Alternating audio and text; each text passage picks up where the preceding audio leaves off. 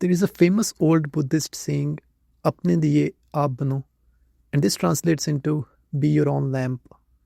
But what does it actually mean to be your own lamp? We'll explore that together in this video. Imagine that a man is walking through a night. The path ahead is dark, and he searches for a lamp. He finds one and immediately feels safe, but only for a while. Then the lamp burns out, and the darkness returns with a greater intensity. His body shivers, his mind feels restless, he feels suspended in the darkness without anything to hold on to. And so he desperately searches for another lamp, and another, and another. And in this way, his entire life becomes a search for lamps, not realizing that the problem was never the darkness, the problem was his dependence on borrowed light. And perhaps this is what most of us are doing. Here, darkness represents the darker realities of life, ones that we want to escape with all our might. Fear leading from uncertainty, grief resulting from losing our loved ones, anxiety around lack of financial stability, shame around failure or letting others down, and we don't yet trust ourselves to walk in the dark. So we keep searching for something outside ourselves to illuminate our life.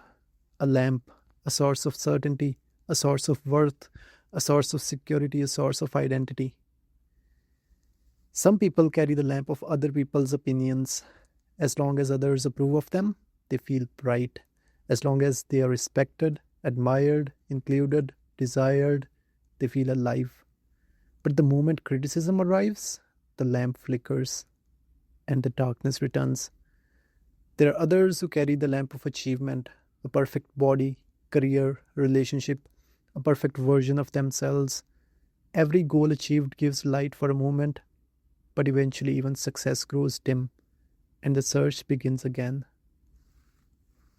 This reminds me of Jacqueline Suzanne's Valley of the Dolls, where she wrote, "You've got to climb to the top of Mount Everest to reach the Valley of Dolls. It's a brutal climb to reach the peak which so few have ever seen. You stand there waiting for the rush of exhilaration you thought you'd feel, but it doesn't come. You're too far away to hear the applause and take your bows, and there's no place left to climb." Then there are also people who carry the lamp of pleasure, the next excitement, the next fantasy, the next rush, the next escape, the next moment that makes them feel intensely alive. But like with everything else, every pleasure fades, and when it does, they are left searching for another flame. And in this sense, even spirituality can become a lamp.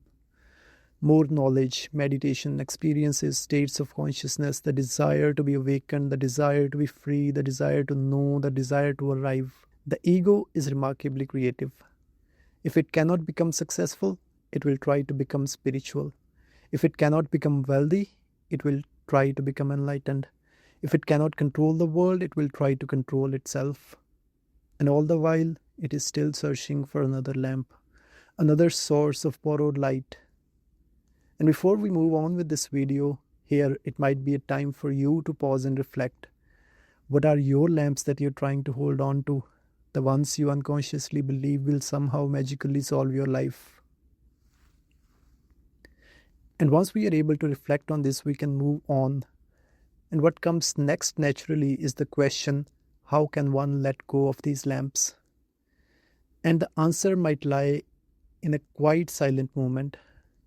One day something strange might happen. One might be fortunate enough and the seeker becomes exhausted. Not physically, but existentially. He realizes that every lamp he has carried eventually goes out. Approval disappears, pleasure disappears, knowledge disappears, states, confidence, and even certainty disappear. And for the first time, he stops searching. Not because he has found the perfect lamp, but because he has finally seen the pattern. Every lamp he depended upon belonged to the world of appearances. Everything that appears eventually disappears. Everything that comes eventually goes. Everything that can be gained can also be lost. So how can it be the source of lasting light? And in that silence, another possibility reveals itself. Perhaps the purpose of life was never to find the perfect lamp. Perhaps it was to slowly discover that you are capable of walking through the dark. Not because the darkness disappears, but because you begin to trust yourself. You begin to see that fear can be felt without running from it. Grief can be carried without it destroying you. Uncertainty can be lived without demanding immediate answers. Failure can be survived. Loneliness can be endured. And you finally stop asking, how do I make life completely safe? And begin asking, can I meet this moment without abandoning myself? The search for certainty finally loses its grip. The desperate need to overcome every outcome begins to soften. You stop treating every uncomfortable feeling as an emergency. You stop fighting reality quite so much. And instead of constantly resisting life, you begin to move with it. You begin to dance with it. You discover that resilience is not the absence of darkness, it is the willingness to keep walking even when the path isn't fully illuminated, even when you have no lamps to hold on to. And you might discover something beautiful here, that life is beautiful as it is through all its darkness and light, with or without its lamps. And here something else begins to shift as well. When life offers you a lamp, like a loving relationship, meaningful work, friendship, success, joy, moments of certainty, you no longer push them away in the name of detachment, and you no longer fear them, but you rather welcome them. You enjoy their warmth, you allow them to illuminate your path for a while, but you also no longer mistake them for your source of light. You no longer ask them to carry the weight of your entire identity, your security, or your peace. And when the time comes for them to leave, as every lamp eventually does, you let them go with gratitude rather than desperation, with love rather than clinging, with grace rather than resistance. Because you know that life has never promised that every lamp will remain. It has only invited you to keep walking. Perhaps this is what Be Your Own Lamp really points toward.